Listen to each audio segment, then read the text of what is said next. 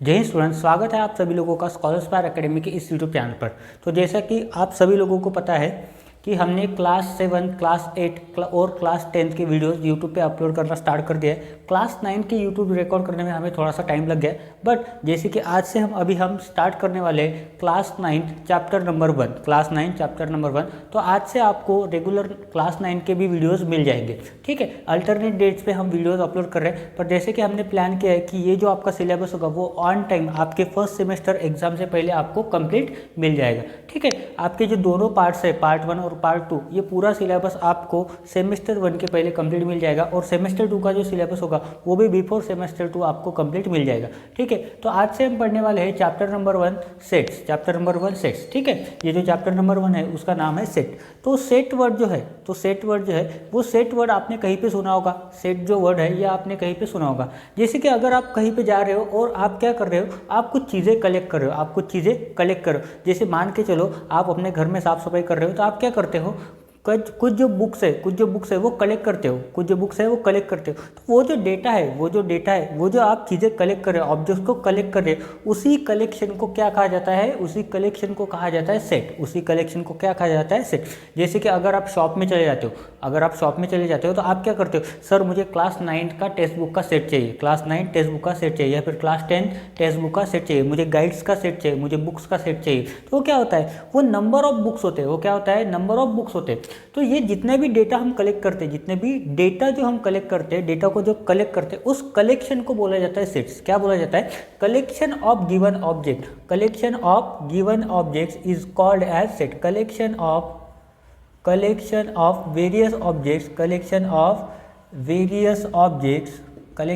Various objects is called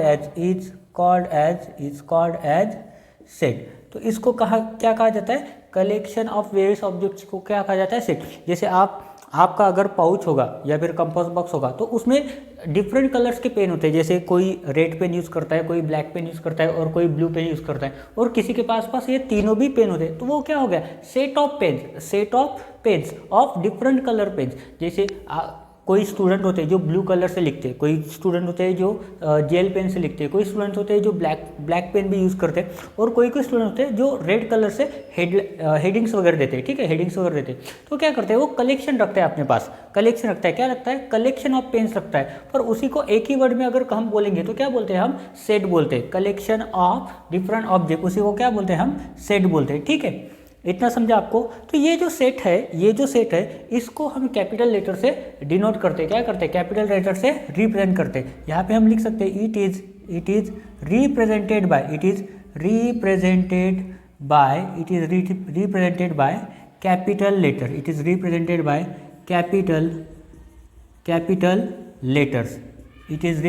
capital letter, sir that वो A भी हो सकता है, बी भी हो सकता है, सी भी हो सकता है, या फिर जेड से लेकर ए से लेकर जेड तक कोई भी अल्फ़ाबेट हो सकता है। बट वो क्या होना चाहिए, कंडीशन क्या है, कैपिटल लेटर होना चाहिए। मतलब कोई भी सेट अगर हम लिख रहे हैं तो उसको किससे डिनोट करते हैं, किससे रिप्रेजेंट करते हैं, उसको कैपिटल लेटर से हम रिप्रेजेंट करते हैं। और सेट के अंदर जो भी वेरियस ऑब्जेक्ट्स होते हैं तो उसको हम क्या बोलते हैं, उसको हम एलिमेंट्स बोलते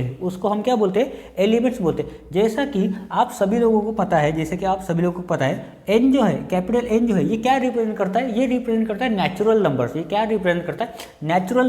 तो ये एन क्या है, ये एन एक मेरा सेट है, किसका है, नेचुरल नंबर्स का एक सेट है। और ये जो सेट होता है इसको हमेशा कर्ली ब्रैकेट में लिखा जाता है। किसमें लिखा जाता है, कर्ली ब्रैकेट में लिखा जाता है। जैसे कि अभी मान के चलो ये एन क्या है, ये एन है अपना नेचुरल नंबर्स। एन किसके लिए रिप्रेजेंट करते हैं, किसके लिए रिप्रेजेंट करते हैं, इसको नेचुरल नंबर्स के लिए रिप्रेजेंट करते हैं। किसके लिए, नेचुरल नंबर्स के लिए रिप्रेजेंट करते हैं। नेचुरल नंबर्स के लिए क्या करते हैं, इसको रिप्रेजेंट करते हैं, और इसको लिखा जाता है कर्ली ब्रैकेट में। ये थोड़ा सा ड्रॉ करने में डिफिकल्ट होता है, तो इसके लिए क्या करो, पहले सीधा एस निकालो, ठीक है। और सीधा एस निकालने के बाद उसी के साथ साथ उसमें उल्टा एस बना दो, इन्वर्टेड, और उसी के साथ साथ यहाँ पे उल्टा एस बना दो और उसका इन्वर्टेड। तो ये आपको आ जाएगा धीरे धीरे प्रैक्टिस करने के बाद। ऐसा कोई ज़रूरी नहीं है कि कर्ली ब्रैकेट ऐसे ही आना चाहिए, या फिर ये ऐसा भी चलता है, या फिर मैंने जैसे ड्रॉ किया है वैसा भी चलेगा, बट शर्त ये होती है कि ये ओपन भी होना चाहिए और क्लोज भी होना चाहिए। अगर यहाँ से आप ओपन कर रहे हो और इसको क्लोज नहीं कर रहे हो तो वो आपके मार्क्स कट कर सकते हैं, एग्जामिनर आपके मार्क्स कट कर सकते हैं। तो अभी मैंने यहाँ पे क्या लिखा है, नेचुरल नंबर्स। नेचुरल नंबर्स अगर मैं बोल रहा हूँ कि n एक सेट है किसका, नेचुरल नंबर्स का, तो नेचुरल नंबर्स क्या होते हैं, हमारे जितने भी काउंटिंग नंबर होते हैं। अभी काउंटिंग नंबर्स क्या होते हैं, कुछ स्टूडेंट बोलेंगे काउंटिंग नंबर होते हैं 0 1 2 3 4 5। अच्छा है, आपको पता है, ठीक है। तो कौन होते हैं ये लोग, कहाँ से आते हैं, ये आपको ही पता होगा। नेचुरल नंबर जो भी होते हैं वो काउंटिंग नंबर्स होते हैं, और काउंटिंग हम कभी भी 0 से स्टार्ट नहीं करते। तो वो किससे स्टार्ट करते, 1 से स्टार्ट करते। सो यहाँ पे लिख सकते हैं 1 2 3 4 5। अब ये जो नेचुरल नंबर्स है हम पूरा कितना भी लिखते जाए, ये पूरा बोर्ड भर के भी अगर लिख देते, ये नेचुरल नंबर खत्म होंगे क्या, नहीं होने वाले। खत्म होने वाले क्या, नहीं होने वाले। तो इसके लिए हम क्या यूज़ करते हैं, इनफाइनाइट वाला साइन, क्योंकि नेचुरल नंबर्स कितने हैं ये आज तक कभी किसी को नहीं पता है, ठीक है। इसलिए हम यूज़ करते हैं इनफाइनाइट। क्योंकि आपने कभी सुना है क्या, या फिर आपके मन में कभी डाउट आया क्या कि इस दुनिया का लास्ट नंबर कौन सा हो सकता है, या फिर सबसे बिगेस्ट नंबर क्या कौन सा हो सकता है, तो वो आपको इस दुनिया में कोई नहीं बता पाएगा, कोई नहीं बता पाएगा। अभी तो हम 9th स्टैंडर्ड में पढ़ रहे हैं, ठीक है। पर जिन्होंने बुक लिखा है, जिन्होंने ये बुक बनाया है, जिन्होंने ये बुक लिखा है, जब वो लोगों ने नहीं पता किया है कि लास्ट सबसे बिगेस्ट नंबर कौन सा है, तो हम किस खेत के मूल्य, हमें भी तो नहीं पता होगा ना, हमें भी तो नहीं पता होगा कि ये लास्ट नंबर कौन सा है या फिर सबसे बिगेस्ट नंबर कौन सा है। देखो अगर मैं इस बोर्ड पे लिखना चालू करूँ तो देखो बिगेस्ट नंबर का कौन से नंबर से चालू होते हैं, जो भी बिगेस्ट नंबर होते हैं तो ऐसे होते हैं 99 या फिर 999 999। तो ये क्या होते हैं, हम बोलते हैं कि बिगेस्ट नंबर। अब 2 डिजिट वाला बिगेस्ट नंबर कौन सा है, तो ये वो होता है 99। 3 डिजिट वाला एक और 9 लगा दो, 4 डिजिट वाला एक और 9 लगा दो।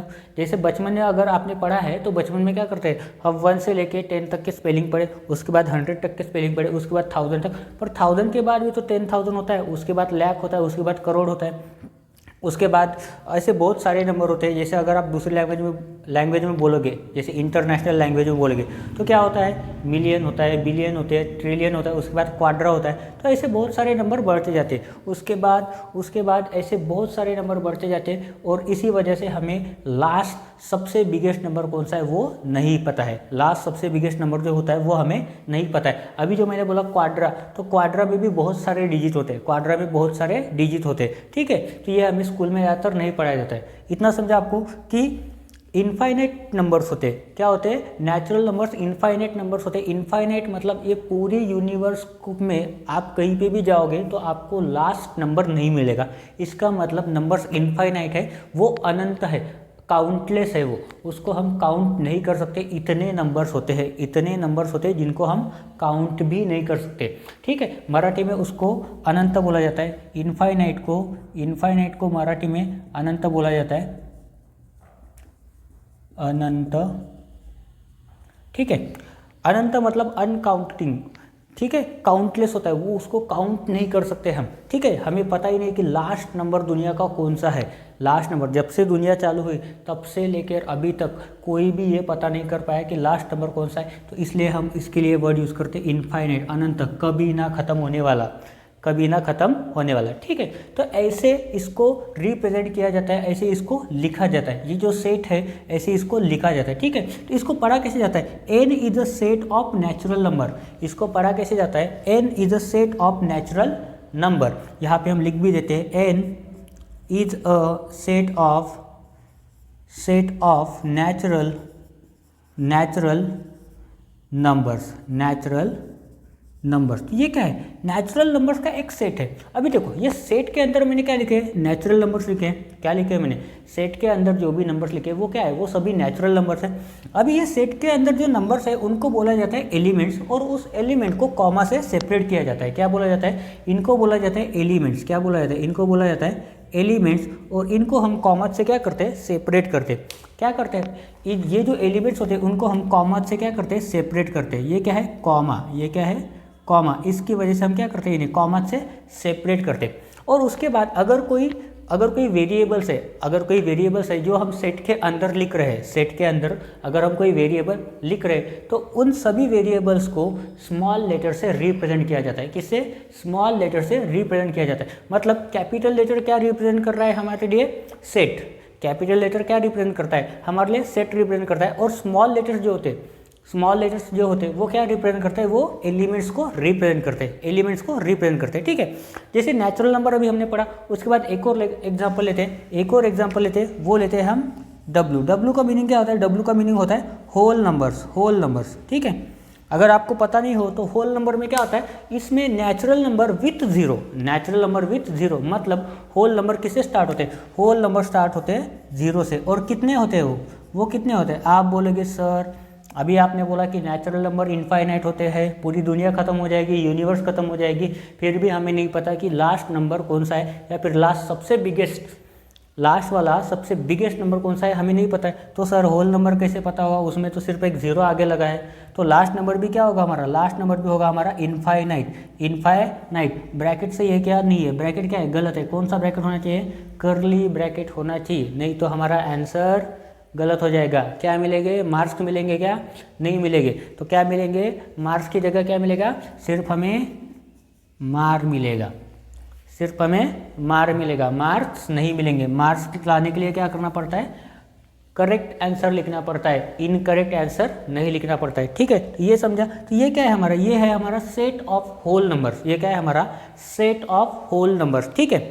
इतना समझा आपको। अगर मैं बोल रहा हूँ कि ये जितने भी नेचुरल नंबर्स है और इसको हम किससे रिप्रेजेंट कर रहे हैं, एन से। एन क्या रिप्रेजेंट कर रहा है हमारा नेचुरल नंबर। तो ये एन जो है, ये एन है, ये किससे बिलोंग कर रहा है, ये एन किससे बिलोंग कर रहा है, ये एन बिलोंग कर रहा है नेचुरल नंबर से। एन किससे बिलोंग कर रहा है, नेचुरल नंबर से। या फिर ये जो एन है ये किस सेट से बिलोंग कर रहा है, नेचुरल नंबर से।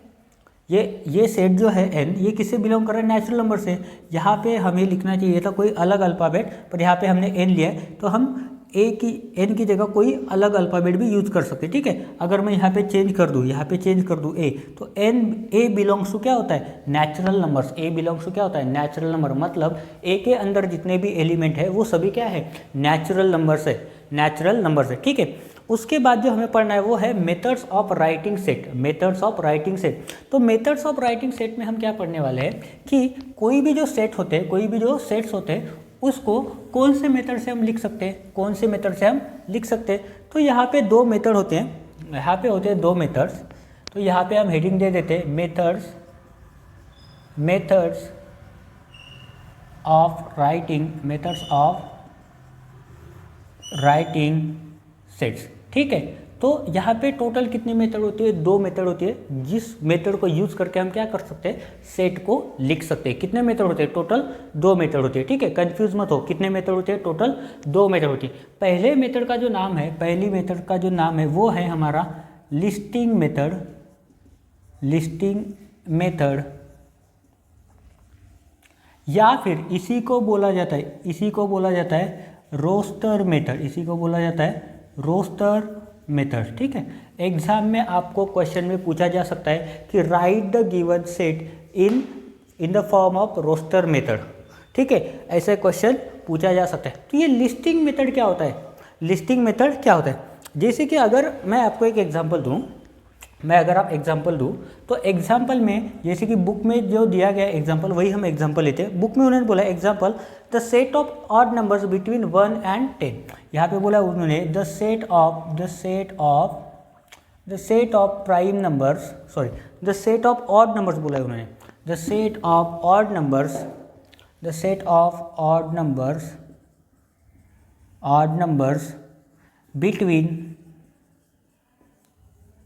बिटवीन 1 and 10, या फिर बिटवीन 1 to 10, बिटवीन 1 and 10, ठीक है।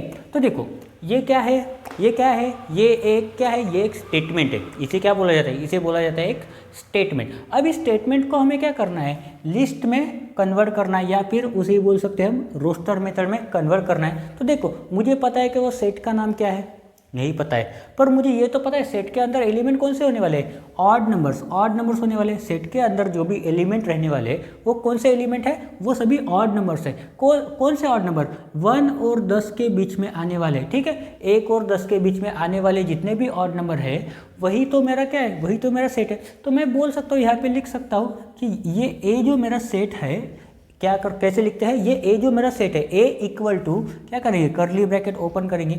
अभी देखो 1 और 10 के बीच में 1 और 10 के बीच में कितने ऑड नंबर्स है, तो आप बोलेंगे सर 1 और 10 के बीच में बोला है तो 1 को छोड़ देंगे, 1 को छोड़ देंगे, 1 को छोड़ने के बाद 2 जो है 2 वो हमारा इवन नंबर है, 2 हमारा इवन नंबर है। देखो इवन नंबर से याद है, ऑड नंबर्स वो होते हैं जो दो से डिवाइड नहीं होते। ऑड नंबर कौन से होते हैं, जो 2 से डिवाइड नहीं होते, ठीक है। मतलब जितने इवन नंबर नहीं होते उन सभी को छोड़ के बाकी सब क्या होते हैं, ऑड नंबर होते हैं। जैसे कि 1, 3, 5, 7, 9, 11, 13, 15, 17 ये सभी क्या होते हैं, ये सभी होते हैं ऑड नंबर्स। तो यहाँ पे क्या बोला है 1 एंड 10 को छोड़ के इन दोनों के बीच में, तो इन दोनों के बीच में क्या आता है, 3 आता है, 5 आता है, 7 आता है, 9 आता है, 11 भी आता है। 11 आता है ना, 11 आता है ना, सही हो ना, गलत।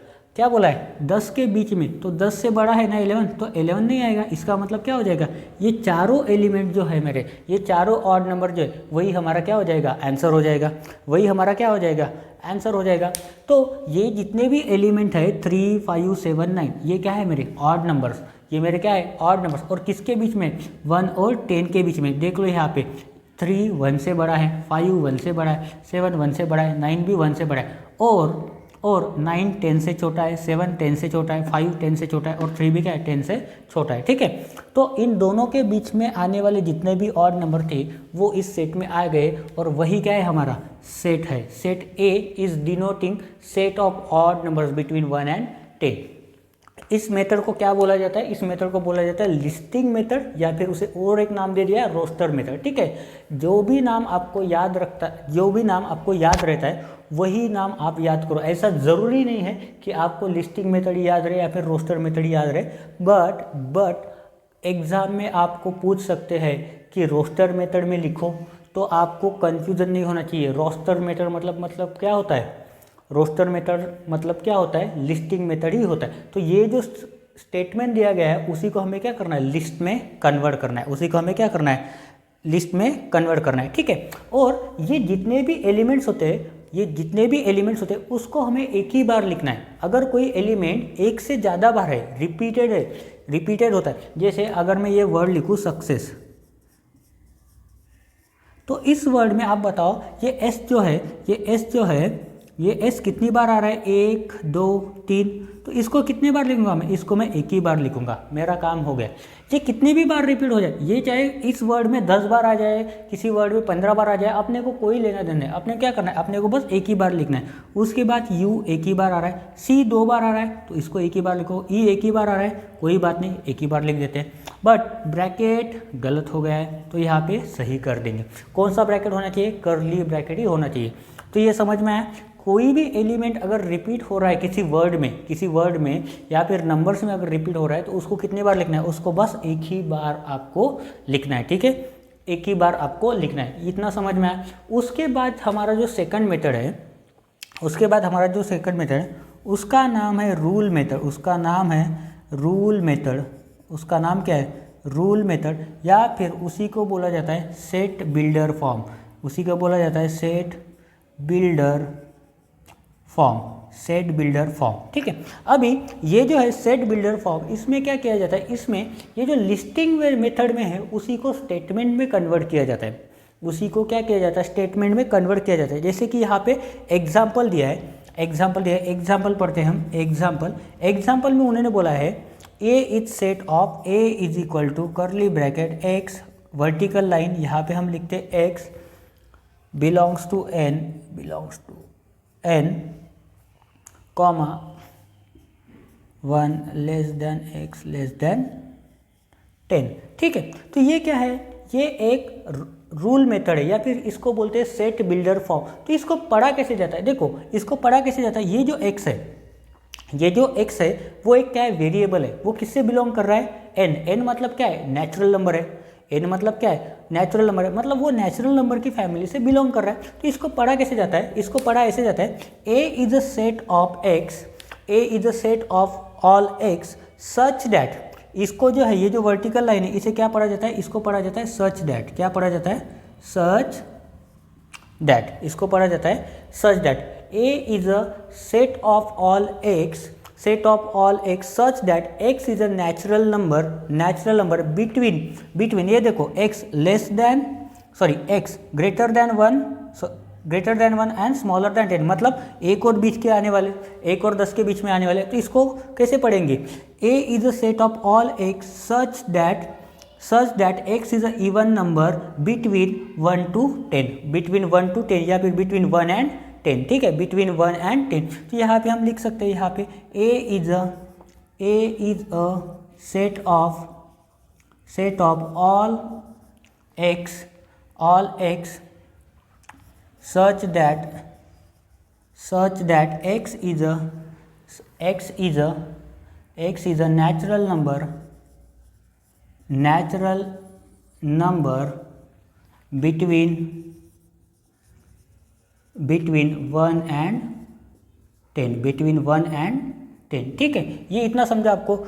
इस फॉर्म में इसको लिखा जाता है। ये जो रूल मेथड है या फिर इसको बोला जाता है सेट बिल्डर फॉर्म। तो इसको कैसे लिखा जाता है? A equal to curly bracket x such that x belongs to n। इसको बोलते हैं बिलोंग्स टू n, मतलब वो x जो है, ये x वेरिएबल जो है वो किसके फैमिली से बिलोंग कर रहा है? नेचुरल नंबर की फैमिली से बिलोंग कर रहा है। Such that x belongs to n, x greater than 1 and smaller than 10। इसको कैसे पढ़ा जाता है? x greater than 1 and smaller than 10, ठीक है, ऐसे इसको पढ़ा जाता है। तो ये जब आप इंजीनियरिंग में जाओगे या फिर जब आप 11th-12th करोगे तो ऐसे बहुत सारे टर्म्स आपको आते हैं, आते हैं आपको, ठीक है। 11th-12th के मैथ्स में आता है ये, फिर उसके बाद पॉलिटेक्निक अगर आप करते हो तो वहाँ पे भी मैथ्स में आ जाएगा, या फिर अगर आप इंजीनियरिंग करते हो, MSc करते हो, BSc मैथमेटिक्स करते हो तो उन सभी में ऐसे टर्म्स आते हैं, ठीक है, जहाँ पे आपको टीचर बोलेंगे डिक्टेट करने के time x greater than 1 smaller than 10, तो आपको लिखना आना चाहिए x greater than 1 smaller than 10, ठीक है, ऐसे आपको लिखना आना चाहिए, ठीक है। इसके बाद एक और एग्जाम्पल पढ़ते हैं। दूसरा एग्जाम्पल जो है उसके बाद जो सेकंड एग्जाम्पल है हमारा, उसमें क्या बोला है? B is a set of x such that x is a prime number between 1 and 10, मतलब उन्होंने क्या बोला है? x एक ऐसा नंबर है जो कि क्या है? एक प्राइम नंबर है, और वो कहाँ से है? बिटवीन 1 and 10, मतलब 1 से लेकर 10 के बीच वाले जितने भी प्राइम नंबर्स है उसको किससे डिनोट किया है इन्होंने? x से। तो ये जो नंबर्स होते हैं उनको लिखा कैसे जाता है? कैसे जाता है? यहाँ पे हम ऐसे भी लिख सकते हैं, B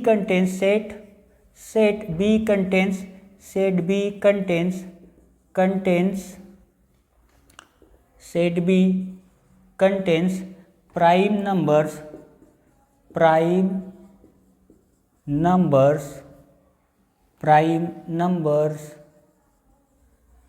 बिटवीन 1 and 10।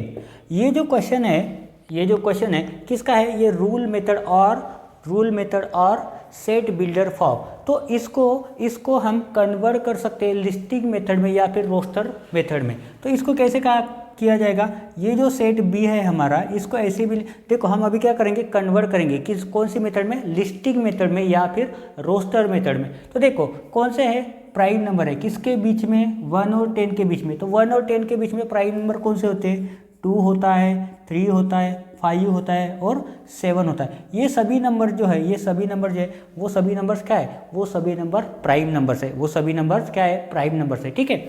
उसके बाद इन्होंने कुछ एग्जांपल दिए हैं और उनको कन्वर्ट भी किया है लिस्टिंग मेथड में, पर मैंने यहाँ पे कन्वर्ट नहीं किया है, हम खुद इसे कन्वर्ट करेंगे। क्यों? क्योंकि आप लोग बहुत होशियार हो, तो मुझे पता है आप सभी को आंसर पता होगा और आपने कमेंट में लिख भी दिया होगा। अगर आपको आंसर पता है, नहीं भी है, तो ट्राई करो और कमेंट में जल्दी से मुझे आंसर बताओ। तो यहाँ पर मैं पढ़ता हूँ, ये जो पहला वाला सेट है ये क्या बोल रहा है? A is a set of x such that x is a letter of the word division। तो इसको लिस्ट कैसे करेंगे? A is a set of division में क्या है? देखो D है, D को लिख देंगे, उसके बाद I है, उसके बाद क्या है? V है, उसके बाद फिर से I है, I को हमने लिख दिया है तो I को हम डबल नहीं लिखेंगे। उसके बाद क्या है? S है, उसके बाद O है, उसके बाद N है, ठीक है। तो देखो कोई भी लेटर अगर एक से ज़्यादा बार आ रहा है, मतलब मोर देन वंस आ रहा है, तो उसको हम कितने लिखेंगे? ओनली वंस लिखेंगे, एक ही बार लिखेंगे, ठीक है। इसमें हमें एक से ज़्यादा बार नहीं लिखना है। आई को हम 2 बार नहीं लिख सकते, कितने बार लिखना है? सिर्फ एक ही बार लिखना है। उसके बाद अगर दूसरा देखते हैं तो b क्या है, b is a set of y such that y is a number such that y square is equal to 9। तो b में क्या आंसर आ सकता है, देखो लिस्टिंग मेथड में इसको कन्वर्ट करो तो देखो ऐसे दो नंबर्स होते हैं, ऐसे दो नंबर्स होते हैं जिनका स्क्वायर क्या आएगा 9 आ सकता है, जिनका स्क्वायर क्या आएगा 9 आएगा। तो ऐसे कौन से दो नंबर हो गए, तो ऐसे दो नंबर हो गए, एक होता है -3 और दूसरा होता है 3। मुझे पता था आप लोग कंफ्यूज हो गए थे, आप बोल रहे थे कि सर एक ही तो ऐसा नंबर है जिसका स्क्वायर आता है 9, वो था नंबर 3, बट नंबर 3 का सिर्फ स्क्वायर 9 नहीं आता है, -3 का भी स्क्वायर क्या आता है 9 आता है, क्योंकि -3 इंटू -3 अगर करोगे तो वो क्या देगा आपको पॉजिटिव 9 ही देगा। ठीक है, उसके बाद ये लास्ट जो है C is a set of z such that z is a multiple of 5 and is less than 30। अभी मल्टीपल ऑफ 5 बोला है, मतलब क्या आएगा 5 के टेबल में आने वाले जितने भी नंबर हो गए वो सभी आएंगे, बट उन्होंने एक कंडीशन रखी है। क्या लिखा है उन्होंने, कंडीशन क्या दी है, लेस देन 30, मतलब 30 से पहले, 30 भी नहीं आना चाहिए, 30 से छोटा। तो ये सी जो सेट होगा वो क्या होगा 5, 10, 15, 20, 25, 30 आएगा क्या, नहीं, क्यों, क्योंकि 30 से छोटे होने चाहिए, इक्वल टू 30 उन्होंने नहीं बोला है। अगर वो बोलते लेस देन इक्वल टू 30 तो हम यहाँ पे 30 भी लिखते थे। ठीक है, उसके बाद आप सभी के पास अगर बुक होगा तो देखो पेज नंबर 3 पे प्रैक्टिस सेट 1.1 के ऊपर उन्होंने क्या दिया, एक टेबल दिया है, उन्होंने एक टेबल दिया है, उस टेबल को आपको घर में सॉल्व करके देखना है, उसके बाद हम पढ़ेंगे प्रैक्टिस सेट 1.1। तो अभी हम प्रैक्टिस सेट 1.1 नहीं पढ़ने वाले, जैसे ही आप वो टेबल सॉल्व करोगे आपका थोड़ा सा कॉन्सेप्ट क्लियर हो जाएगा। उसके बाद हम कल या फिर हमारे नेक्स्ट वीडियो में क्या करेंगे, प्रैक्टिस सेट 1.1 सॉल्व करेंगे। ठीक है, तो जैसे कि हमने सभी लोगों को बोला था कि हमारे इस चैनल पे हम क्लास 7 से लेकर 10 तक के मैथ्स के वीडियो बनाएंगे और आपको मैथ्स पढ़ाएंगे।